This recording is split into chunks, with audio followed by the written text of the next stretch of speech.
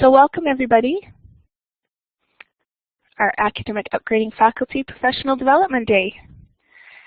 So the name of our Development Day today is Strategies for the Mind, Spirit, and Heart. It's a day discussing well-being, culture, and student instruction. So we have three streams happening today. We have one that's dealing with culture and diversity.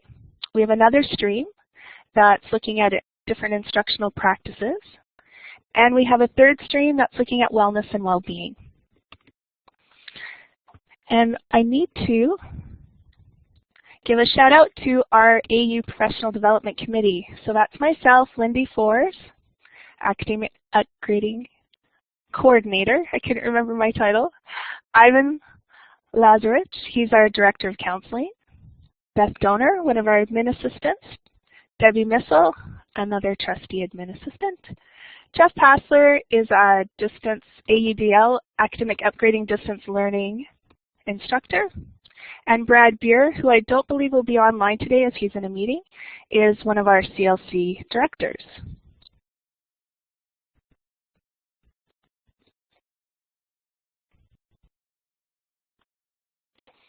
So the schedule for today, you should already have a PDF document that was emailed to you. If you don't have it handy, you might want to get that out when it comes to your next session. So after the keynote today, you'll see that it goes from 9 to 10 a.m. We're going to have a short break of only 10 minutes, and then session 1 will start at 10:10. It goes for an hour until 11:10. We'll have another short break of 10 minutes, and then we have our breakout sessions from 11:20 to noon.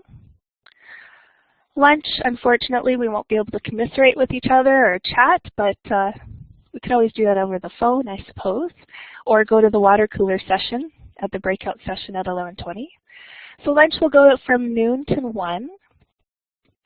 Session 2 goes from 1:10 p.m. until 2:10 p.m. We have a bit of a longer break of 20 minutes in between the session 2 and our last session of the day, which goes from 2:30 until 3:30 p.m. We're going to end with the wrap-up session from 3:30 to 3:45, but we'll keep it going longer than that just in case you're late getting in.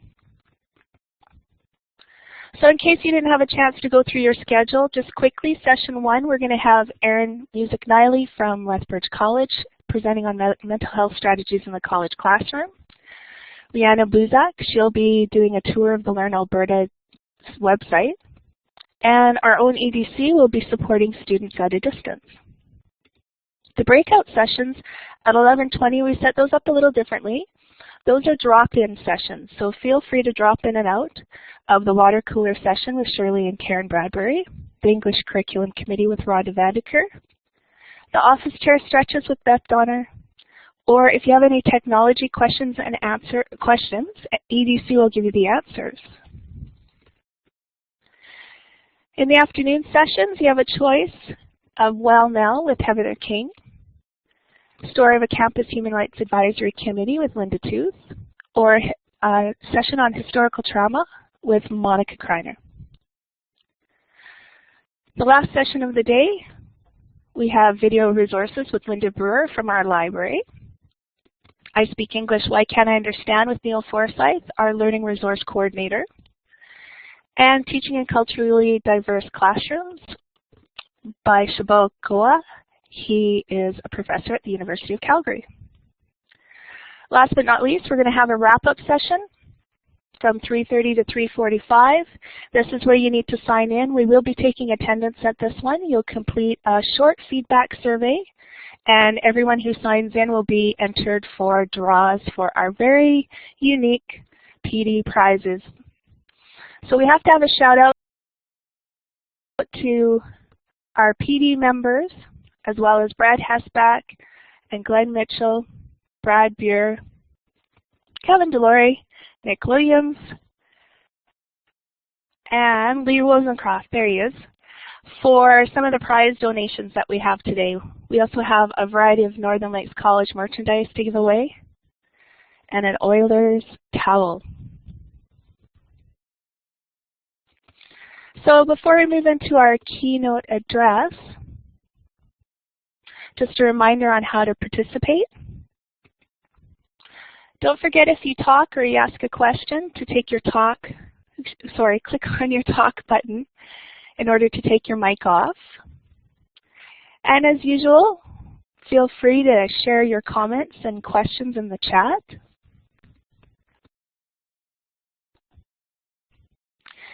If you have to step away, please use the step away button. Hands up for questions.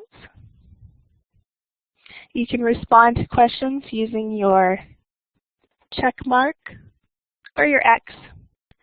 And please don't hesitate in participating with your presenters using the emoticons, so show some emotion. And applause is always nice. So to see that everybody's still on the same page with me, can I get a round of applause for today's first online PD day?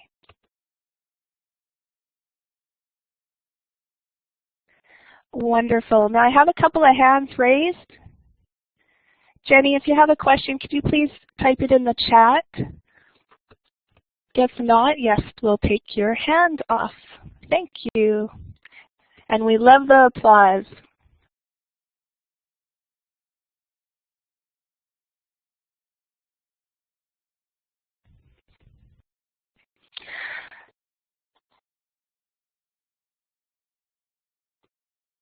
So we are running a couple minutes early, but I'm going to start with an introduction to our keynote speaker, Rongo Wetere. It's my pleasure to introduce Rongo, the founder of TWoA, Aotearoa University in New Zealand.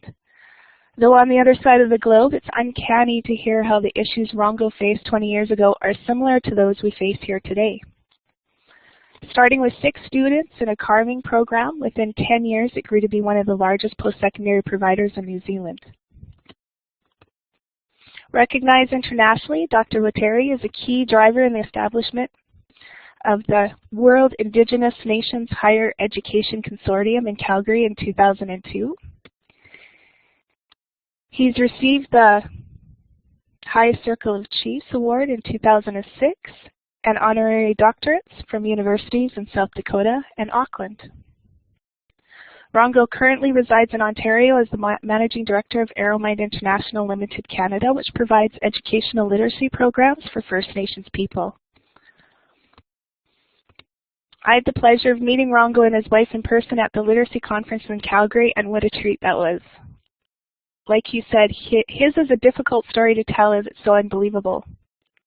So believe it or not, I hope you find his story as hopeful and inspiring as I do. And with that, I'm going to turn the microphone over to Rongo and his lovely wife Marcia, who's going to be helping facilitate the session for him.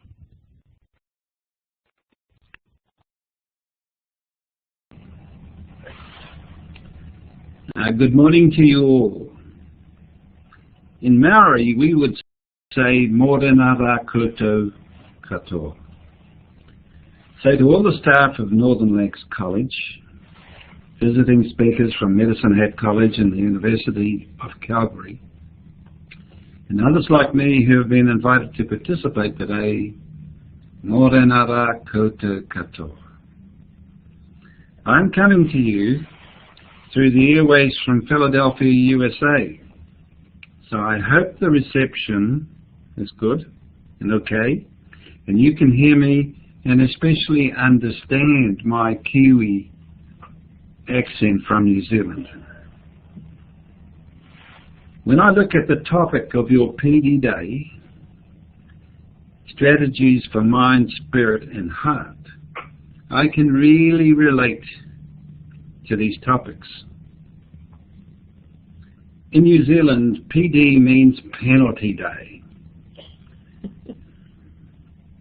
So I'm imagining you have all been misbehaving, and mp4's job was to find someone like me to exact some real retribution on the staff of Northern Lakes College. So I hope you're all ready, sitting up straight to take your first hour of punishment.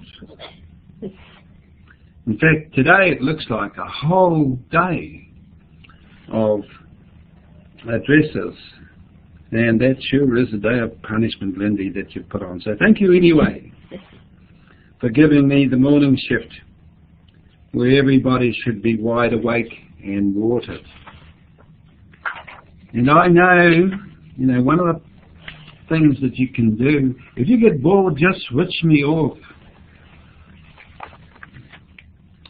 That's easily done. I guess if you've had time, Lindy has taken a lot of photos out of a DVD, historical DVD that we ran, and this is my first look at it early this morning, so I'm going to have lived for quite a bit of the discussion period. So there we have the first clip, the Wananga, which really is the university, translated as University of New Zealand. So can we move that slide on?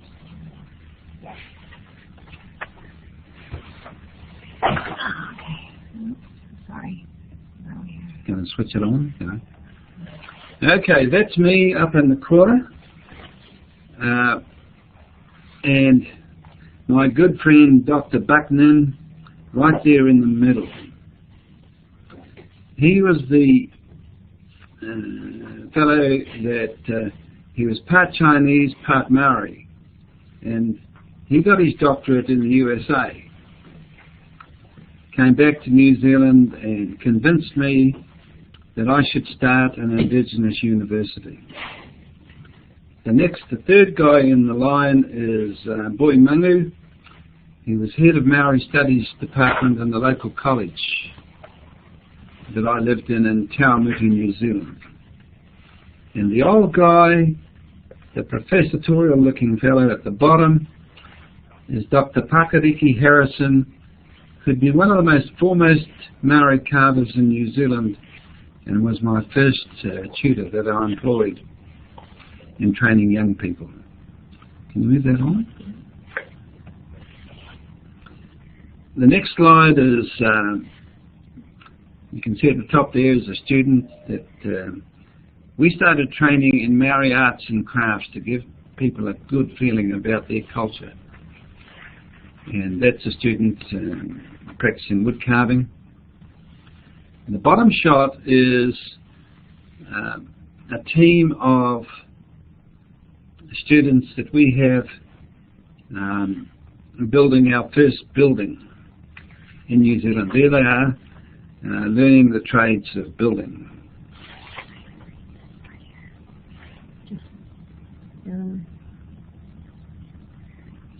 Okay, can you switch that slide on? Established in,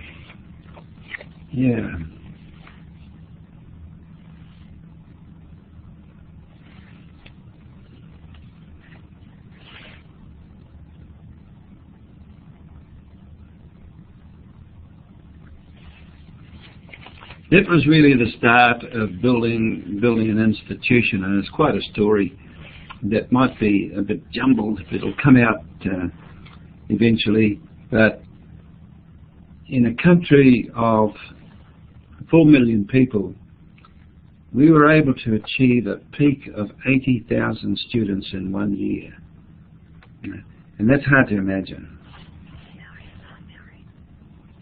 And the key thing about that huge enrollment was that 52% of the students were non-Maori. So I guess that in world terms, to have an Indigenous institution have such a huge enrollment of non-Maori says something for the institution. And I myself was emphatic. I cannot stand discrimination of any sort. And I made that known from one end of the country of New Zealand to the other. We had big notice boards up in the entranceway of all of the campuses that we built, advising our philosophy of open door to everyone. And I guess that sort of philosophy encouraged participation of people throughout the nation. And so we became by far the largest institution in New Zealand, much to the annoyance of the 8 universities in New Zealand who kept running back to the government complaining that our institution had got too big and were taking students from them and threatening their very existence. I know this sounds incredible, and one day you may be able to see the DVD on the Wananga and how it came together, because Lindy's got a copy. So let's talk about the strategies for mind, spirit and heart.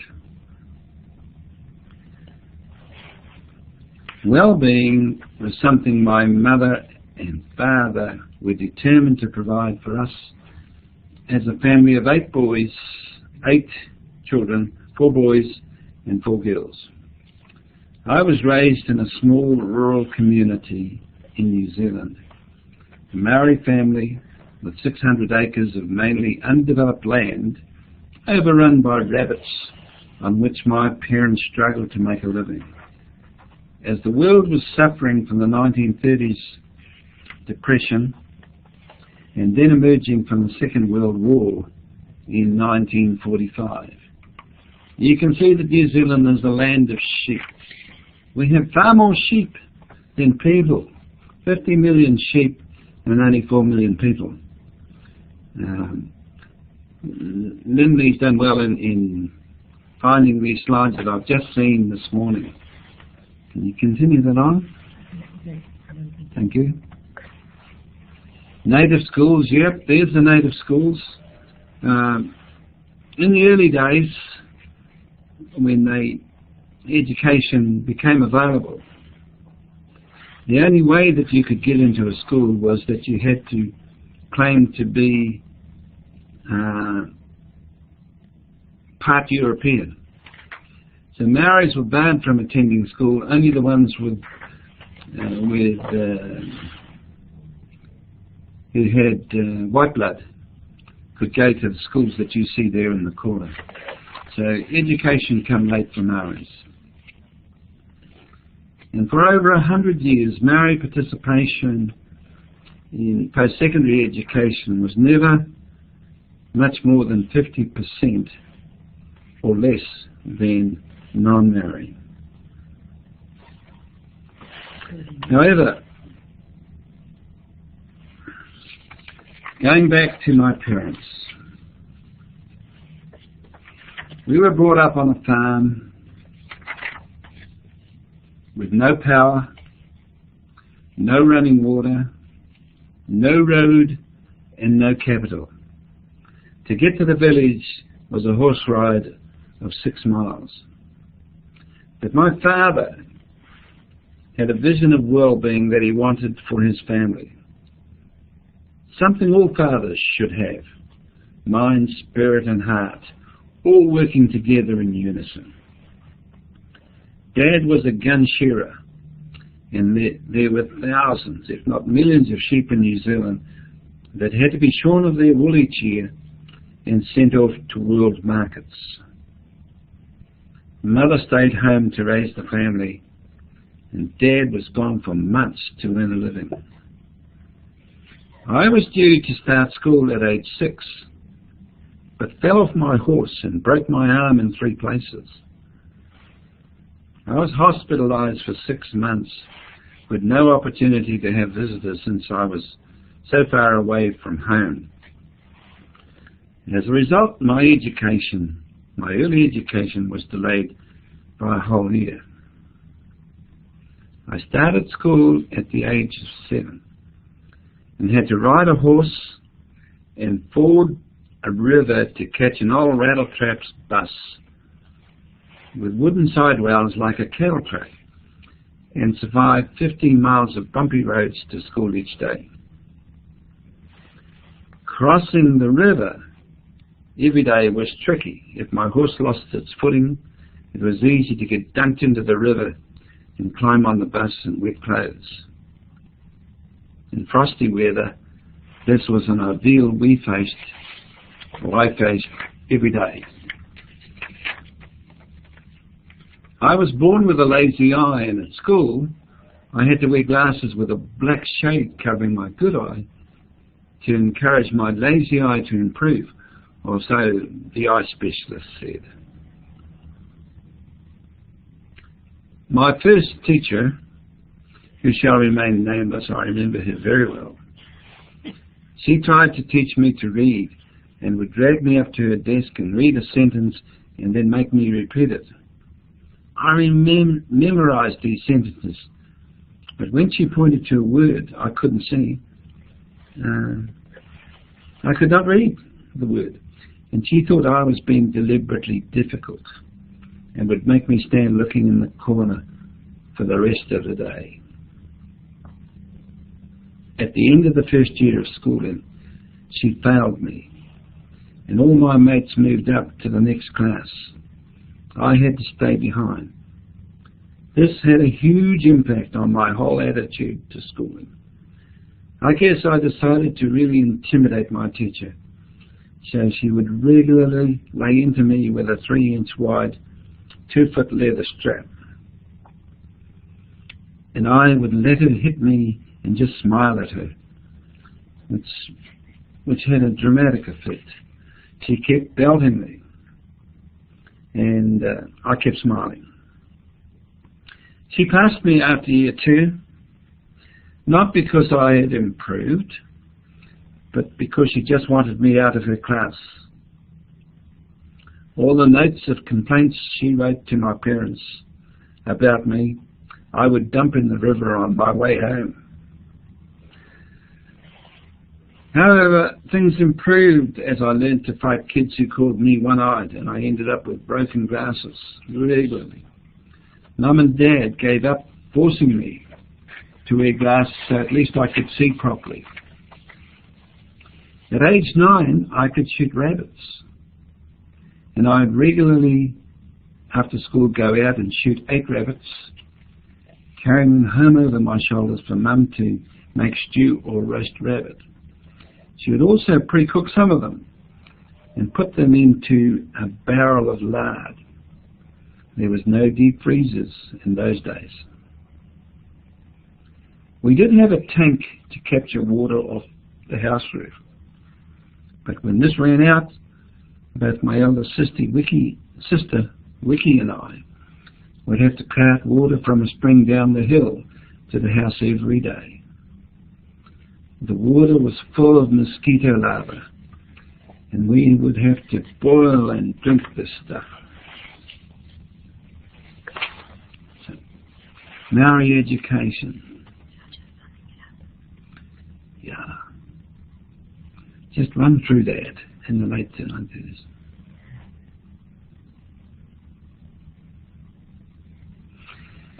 Yeah, my parents were fortunate because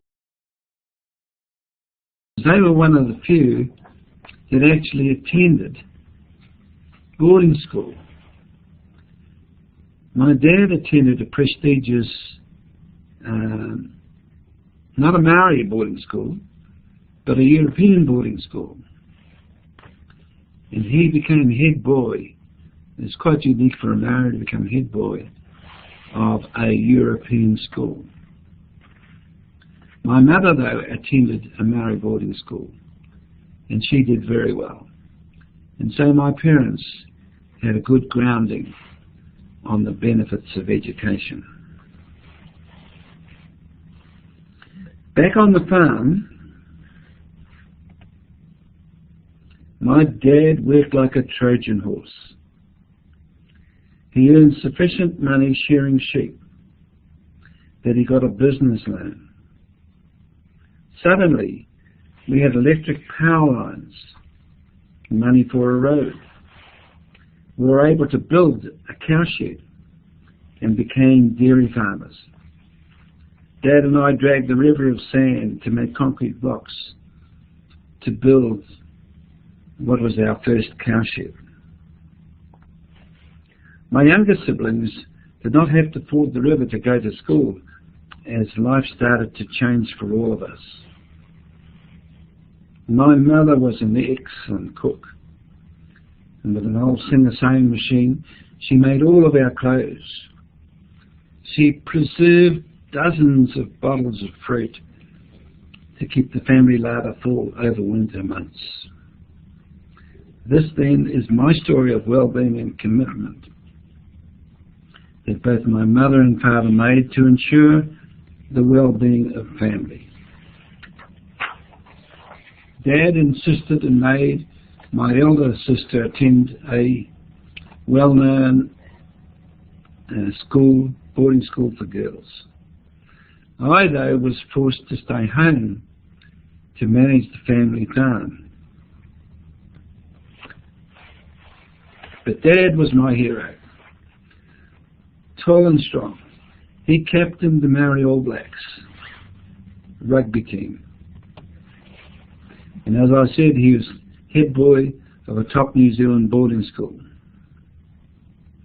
And my mother doted on me as the favourite son. We in New Zealand had no residential schools. If they'd have tried to take us away from our parents, there'd have been a total war. I don't think they could have done it, and so the result is we didn't have to go through the difficulties that have been experienced in the United States, Australia, or Canada.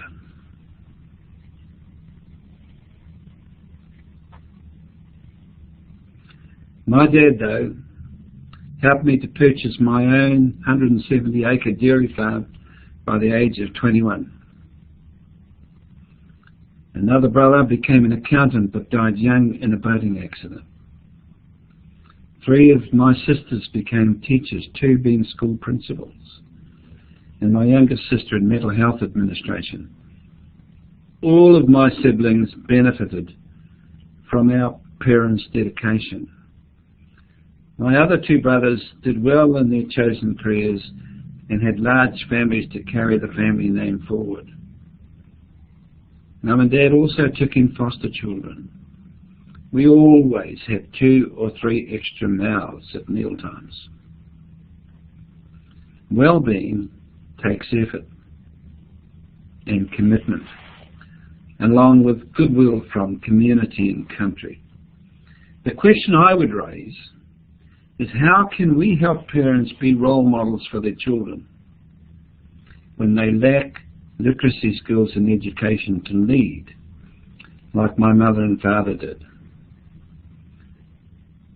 They both had a good education and tried hard to pass this on successfully to all of their children. My life experience, the way my education developed, has made me a strong advocate for second chance education, believing never too old to learn. Okay, can you push that on? No, we still have something else to say. Hang on.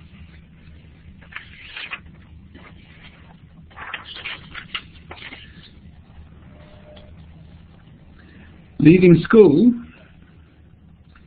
with no educational qualifications is a huge handicap for too many people in Alberta who are forced to face, particularly in this technology-driven world where access to new ideas and knowledge are ever changing and rapid.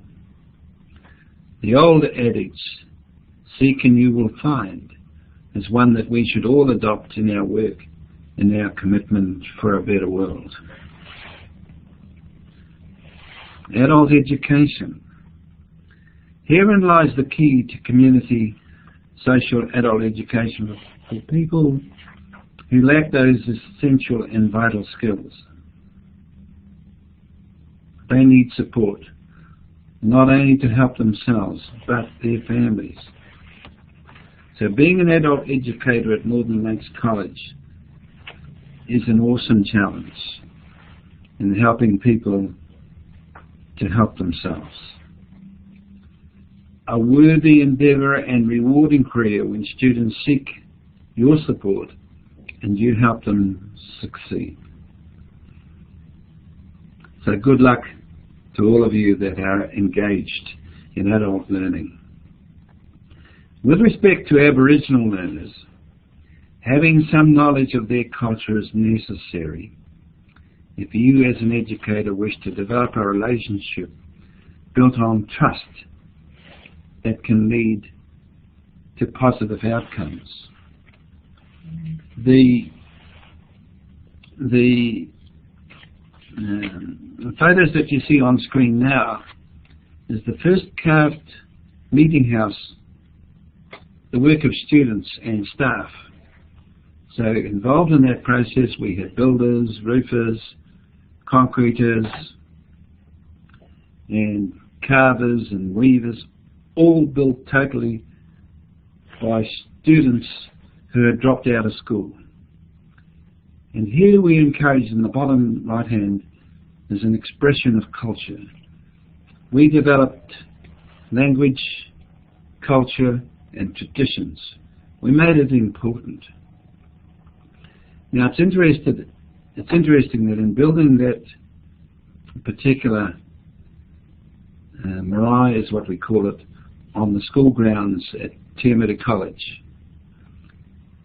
was a huge effort, and in a redneck community that we were in those days, huge opposition evolved to try and prevent what you see there from happening. Many parents took their students away from the college because we were trying to infuse Maori culture, and they wouldn't wear a bar of it. But there is a beautiful house, there's the students, and that really is the first carved house of about 80 that we did across New Zealand. Can you move that on? Here we have weavers.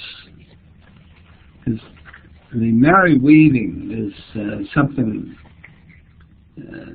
to be seen, and that is a scene of students with tutors harvesting materials and then turning them into beautifully finished panels on the wall. Can you move that on? This shot is, we built several Maori war canoes, so we taught our students to be boat builders. And so there they are, doing one of the first waka that we built, and right at the bottom is our own tribal waka, which is a magnificent carving right on the front of the waka.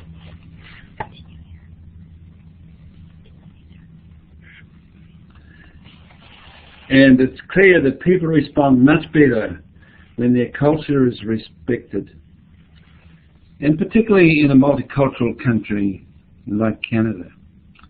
Recognition and respect of Indigenous ways of doing is essential if Canada is going to provide equity of opportunity for all of its people.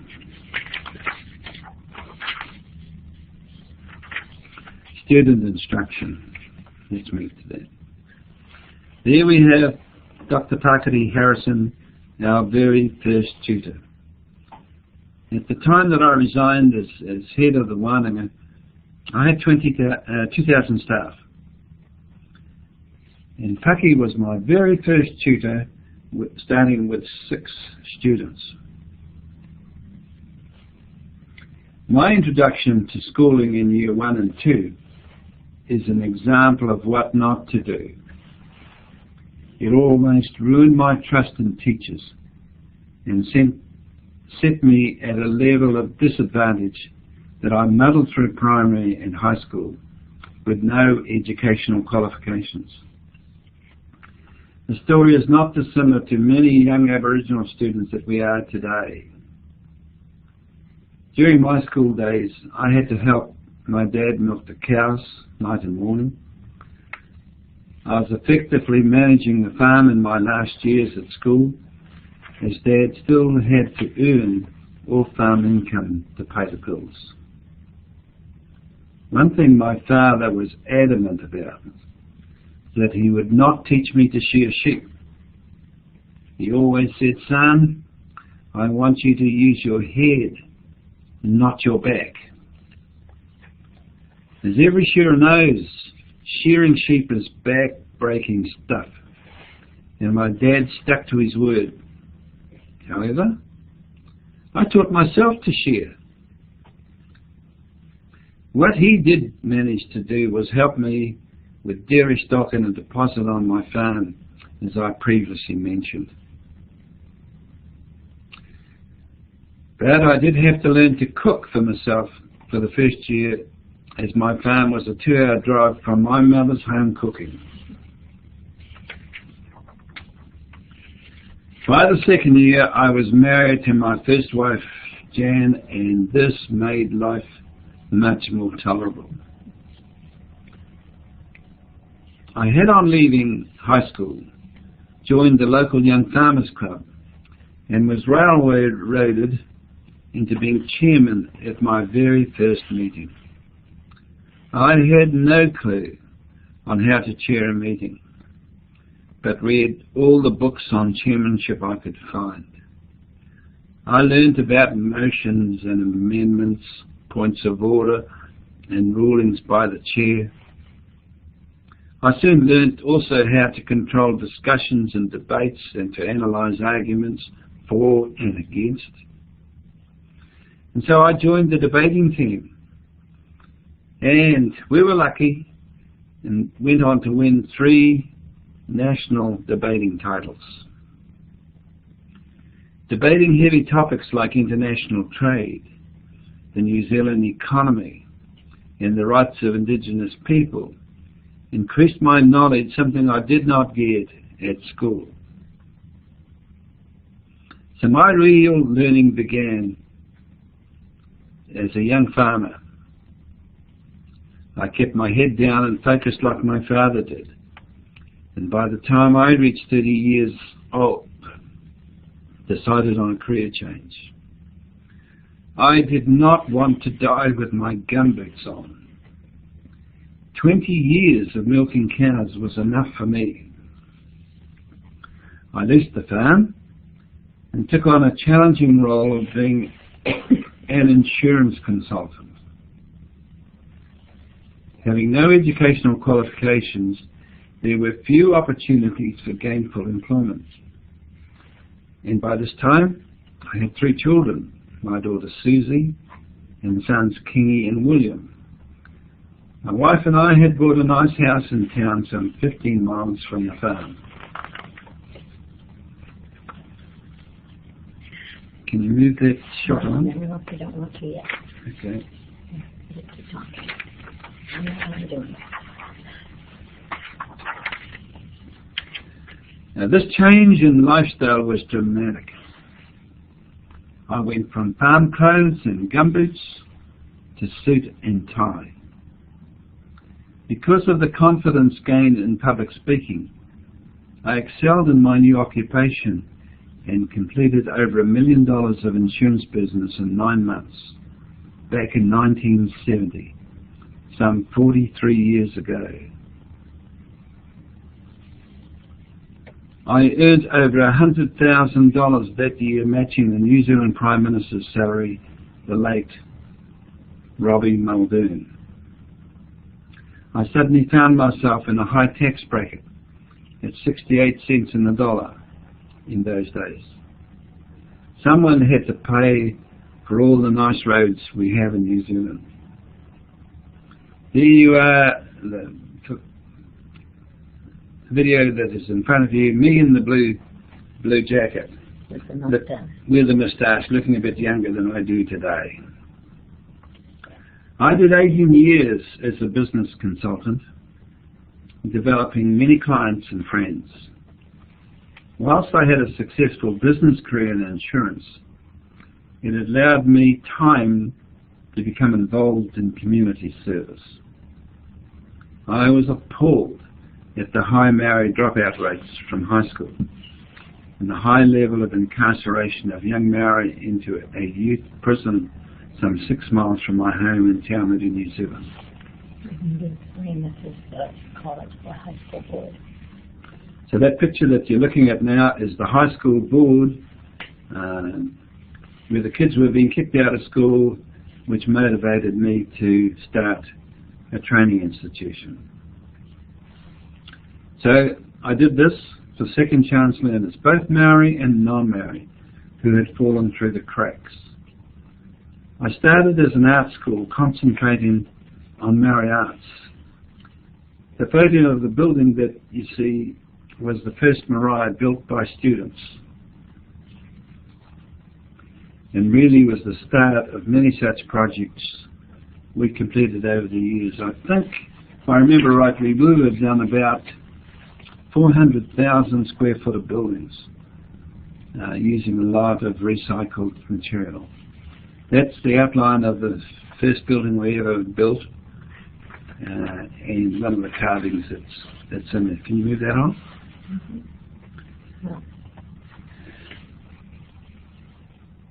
Some 30 years ago, along with others, I set up the Aotearoa Institute Maori Charitable Trust. We have trained hundreds of young people in the arts, trades and work experience, leading to jobs in many areas of the country. My consultancy business allowed me time to devote to setting up training courses, employing staff and overseeing the operations. I spent several years of voluntary effort in developing our training programs. I then had the good fortune to meet Dr. Buckman, who said to me, "Rongo, you are never going to get real change unless you become a university and get mainstream funding." This hand-to-mouth existence and applying for constant applications for funding every year is too difficult. So on Buck's advice, I did an application for status as a university in New Zealand and sent that off to the government. And I guess that file went straight into the Ministry of Education's wastebasket. So I would do another application, and that went into the same place. By year 6, my persistence paid off when the government suddenly, out of the blue, gave us status as a university in New Zealand. They decided to give us status, but not any money. The photos that you see now in front of you are some of our first students who were involved in building our first campus on a rubbish dump. We were housed in an old dairy company building, and that had to be demolished. They gave us the building and we had to demolish it. And so there you have shots of, I managed to get some of the army to come and give us a hand to knock the building down so that we could shift it and to create our first campus. What a hell of a job that was. There's the rubbish dump. The only place that we could get to build a building on. And there's my old blue car. And then I ran around and to organise the whole training centre. Can you move that on? Designing the Wananga against all odds. Well, sure.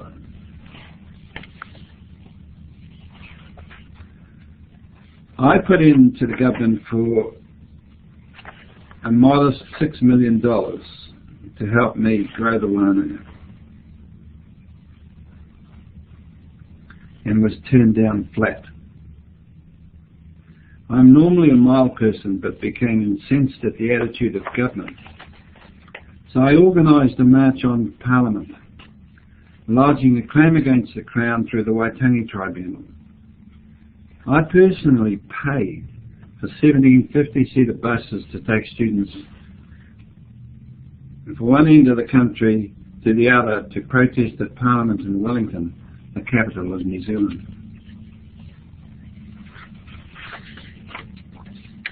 You can watch the haka on the DVD at the same time.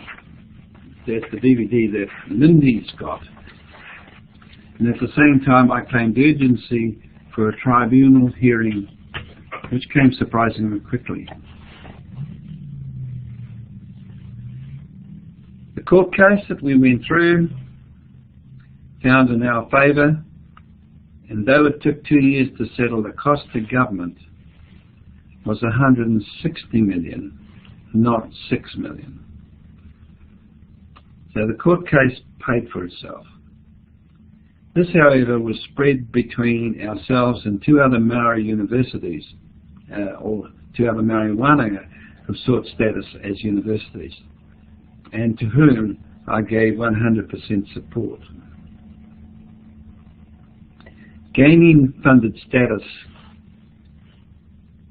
in this issue meant that the government was required to fund all New Zealand academically approved courses, which really opened the way to some $3 billion funding that became possible through Wananga since the year 2000. What you see now on screen is our very first campus, Apakura campus. The building off to the side there is another small campus we had in TWoA. The one at the bottom here is one we had in another area of the country. So there's three of our early campuses.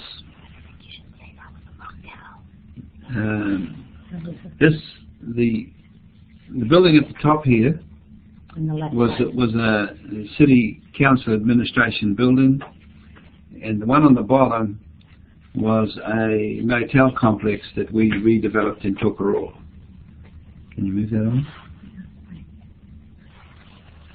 There's some of my key staff sitting down to a healthy meal, and this is what is the photo taken of the inside at morning karakia, or prayer time, at the home campus in Te Awamutu. We enthused culture by insisting that everybody participate in the morning karakia or prayers, and people had the opportunity to lead off. And with a multicultural student body, it didn't matter where you came from, you could lead off in your own language, in your own way, and everyone would respect that. So at our institution we had about 110 different ethnicities, and people respected the different cultures of all of these people, and you could all feel together. There was a real support for people with differences and in recognition of languages. Move on. And that's part of the historical DV, myself and Buck, shown there. Buck was unique in many ways. He wrote our first 12 courses that got approved by the New Zealand Qualifications Authority. He had the unique ability of being able to write without ever having to make corrections. I have never struck anyone like that. He had a simplistic way of explaining things. And his body was racked with arthritis. Unfortunately, he died at 52 or thereabouts. And I gave the oration at his funeral. But without Buck, we would not have achieved university status, because he provided the vision. Someone always has to do that to allow us to succeed and for the country to succeed. This next shot is me lecturing all the staff and students of our need to go to Wellington and protest at the unfair treatment by the Crown. And there you see a shot of the protest. We had about 2,000 people with placards and broomsticks and taihas, and we had a mass tucker of about 1,000 people in the front of Parliament. And we videotaped all that and put it as evidence to the court of unfair funding that was being carried out by the New Zealand government of the day. Here we go again. Can you move that on? Yeah, they may not know what a tie hide. And this shot here is the Minister of Education being challenged coming to our campus in Taumuru on the day that we actually signed the agreement with the Crown. That's me with the dark glasses and some of my elders sitting next to me. Can you move that on? There we go, signing the deed of agreement that gave us the millions that the court had awarded.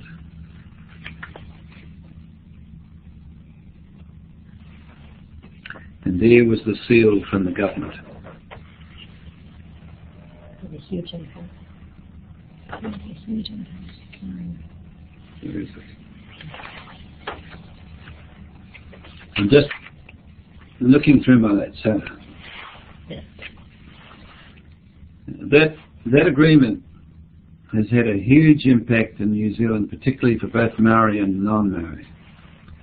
The Wananga or Aotearoa, translated as the University of New Zealand, has had over 250,000 graduates. An awesome achievement when one reflects on the history and struggle to achieve equality of opportunity for second chance learners. As you know, without good literacy, it's hard to have successful graduates, particularly at diploma and degree programs. I saw this as the single biggest impediment to students achieving their potential and their goals. Consequently, I placed real emphasis on foundation learning, particularly in literacy upgrading for students for over 30 years.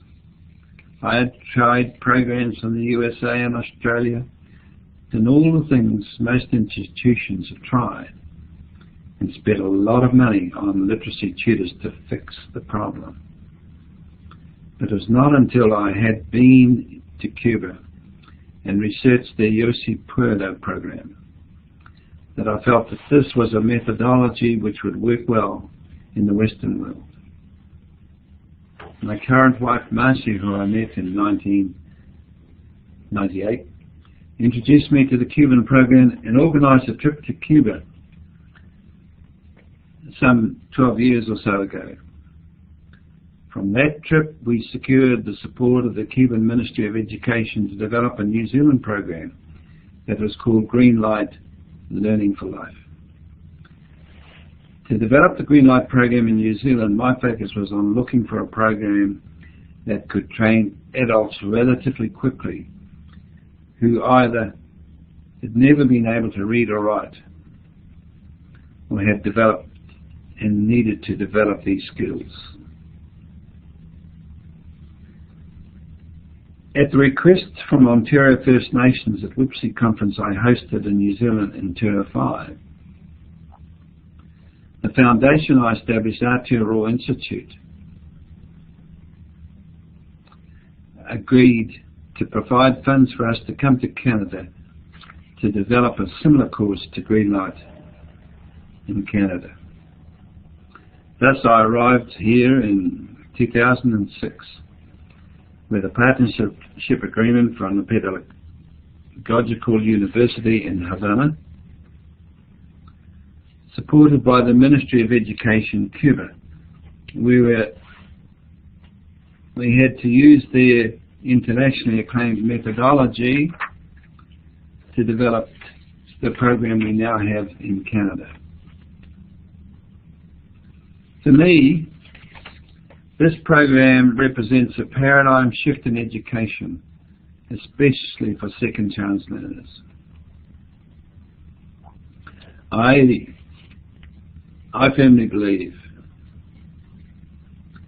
that education can mean the difference between a good life and a life of poverty. And so education is the key to make a difference, and you all know that. At this stage in my life, now 75, my enthusiasm to make a difference still remains strong here in Canada. I believe that institutions like Northern Lakes College can help achieve solutions for people and allow them to participate in all of the good things in life, to engage in the future economic prosperity of Canada, both for them and their families. So in closing, I would say to you, kia kaha, be strong. Kia manawa nui, be resilient. Be resilient. Kia ora koutou katoa, best wishes to everyone. In conclusion, and I hope you're all still there, in Maori culture, to end an oration or a speech, you have to do it with a song, so here goes. He eti taku waiata. My song is short. Ka mutu I nei nei. It's now finished. Thank you for the privilege of addressing the great movers and shakers of Northern Lakes College. Best wishes for your PD Day. And thank you for the opportunity to speak with you. Thank you. Thank you, Rongo. We have about 10 minutes left in the session, so if anybody has a question for Rongo, you can type it in the chat or write it on the whiteboard or put up your hand and talk on the microphone.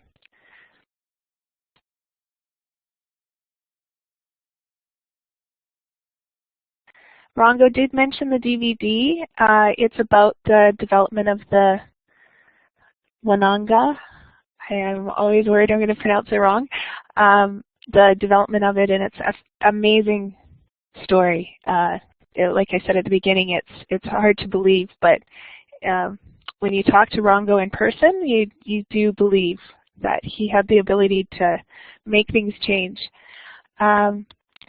Now what we're going to do is have Ivan Lazarich, our Director of Counseling, say a word of thanks if there's no further questions. So if everybody's ready to move on, just give me a green check mark. Oh, Tim has a question. Thank you, Tim. So before we move on, Rongo, do you see Tim's question there? He says, sir, your program seems so successful. We have many parallels. So in your opinion, go ahead, Tim. Well, I don't know if I should ask her to type it, but in your opinion, what are we doing wrong from your perspective as a senior, an elder, and a successful university starter? What are we doing wrong? I think there has to be a genuine effort made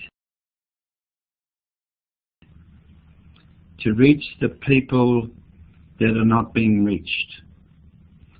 And you have to have a change of philosophy, I guess. In New Zealand, we built an institution which put students first. So students were first and the staff were at the bottom. To get effective response from students, they need to feel it deep down. So you have to get your feet dirty and you have to move where the people are, not expect the people to come to the institution. I opened training programs all over New Zealand. I made it easy for students to be accessed with programs. Part of it is developing good resources. Part of it is to be able to do what we're doing today using modern technology. This is all new to me, to be doing what we're doing today, but in essence, what I did years ago was gave every student a cell phone, because the Ministry of Education in New Zealand were convinced that to try and do distance would not work and you would lose too many students. So I gave all of our students cell phones linked to their tutors. So we didn't lose students. Students felt privileged to have a cell phone. Now, like that, every student today is walking around with a cell phone. I mean, this was happening 12, 14 years ago in New Zealand. And I issued out thousands of cell phones linked directly from students to tutor, so that if students got kicked out of their accommodation, we wouldn't lose them. And so we had very high retention rates. I also felt that technology was going to be the saviour, that we could reach people. And so, like we're doing today from Philadelphia, it's possible to connect. And we did home-based computing 12, 14 years ago. I made sure that people were able to gain skills. And I remember talking with IBM, and our first enrollment of home-based students, we brought 4,000 computers, and students were able to do online levels 2 and 3 computing. It took 12 months. And at the end of that, if they completed successfully, they could keep the computer. And so we had an 85% completion rate. The question that you've asked is a very big question that can't be answered in 5 minutes. But I think it's good that we can have days like this, because doing the same thing year after year and getting the same result is not good policy. I think that I'm impressed with Northern Lakes College in that you have a philosophy to go to where the people are with your remote campuses, and the staff are doing an awesome job. It's a huge job, but we have to use all the technologies and resources to make sure that the teaching is effective, that we get the best possible results that we can, and that we can teach parents skills to help their children succeed. I'm sorry it took so long in covering that, but it's a question that one could spend a lot of time on. And thank you for asking it. Thank you, Rongo. Tim, did you have any additional questions, comments? No, I'm fine. Thank you. Any other questions or comments out there for Rongo before we thank him for his time?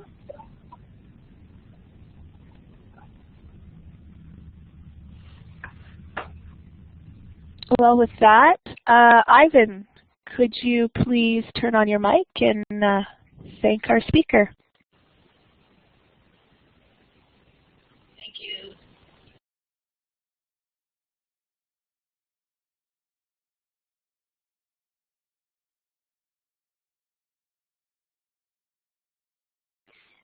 Ivan, I see your mic's on, but we're not hearing you. Can you try again, please?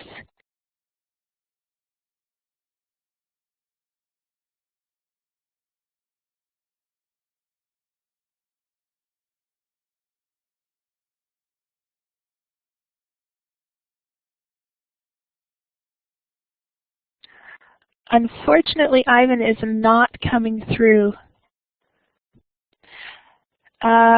Well, I will take over for Ivan.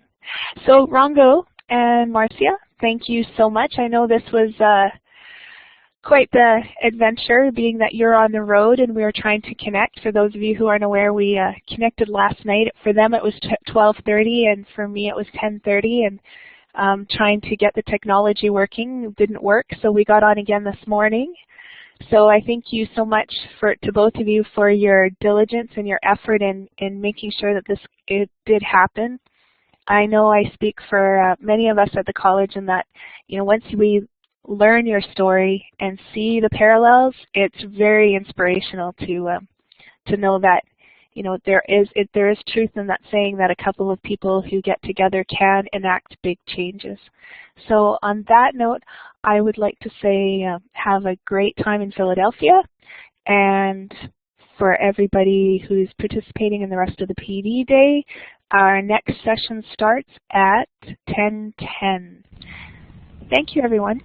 And Wendy, thank you. And we'll just let everybody know that picture you saw of the Maori All Blacks, that's who we're with here in Philadelphia. So you can imagine the fun we're going to have now. Take care. Good luck to everyone.